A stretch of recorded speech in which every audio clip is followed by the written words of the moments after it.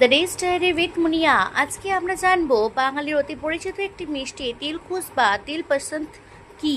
দিলপসন্দ বা দিলখুশ এর উৎপত্তি হয়েছিল ঔপনিবেশিক যুগের ব্রিটিশ মিন্স পাই থেকে, যা দক্ষিণ ভারতীয় সেনানিবাসের বেকারিগুলিতে প্রবর্তিত হয়েছিল।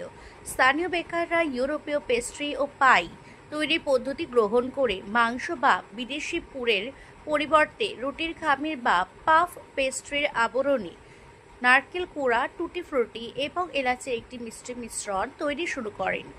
ব্রিটিশ ঔপনিবেশিক ভারতে বলা হয় ব্রিটিশ সামরিক বাহিনীর আনা ব্রিটিশ মিন্স পাই থেকে অনুপ্রাণিত এবং স্থানীয় রুটি প্রস্তুতকারকদের দ্বারা অভিযোজিত হয়েছিল। এই রেসিপিটি ইস্টের রুটির খামির বা খাস্তা পাফ পেস্ট্রি দিয়ে তৈরি, যার ভেতরে মিষ্টি শুকনো নারকেল, টুটি ফ্রুটি, বাদাম এবং এলাচ ভরা ছিল।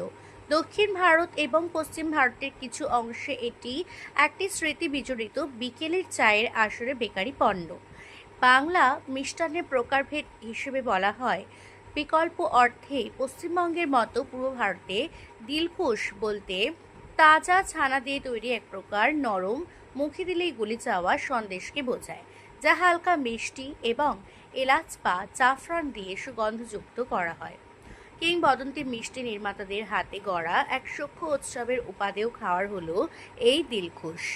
দিলখুশ সন্দেশ হলো ঐতিহ্যবাহী বাঙালি মিষ্টি সন্দেশের একটি বিশেষ প্রকার। এর উৎপত্তি পশ্চিমবঙ্গে, বিশেষত কলকাতার গিরিশচন্দ্র দে, নাকুরচন্দ্র নন্দী এবং বলরাম মল্লিক ও রাধারমণ মল্লিকের মতো ঐতিহ্যবাহী মিষ্টি প্রস্তুতকারকদের হাতে।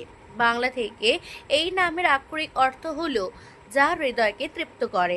সাধারণত আঞ্চলিক শব্দভাণ্ডারে দিলখুশ শব্দের অর্থ হলো মনের আনন্দ বা সুখ, যা এটি খাওয়ার আনন্দময় অভিজ্ঞতাকে প্রতিফলিত করে।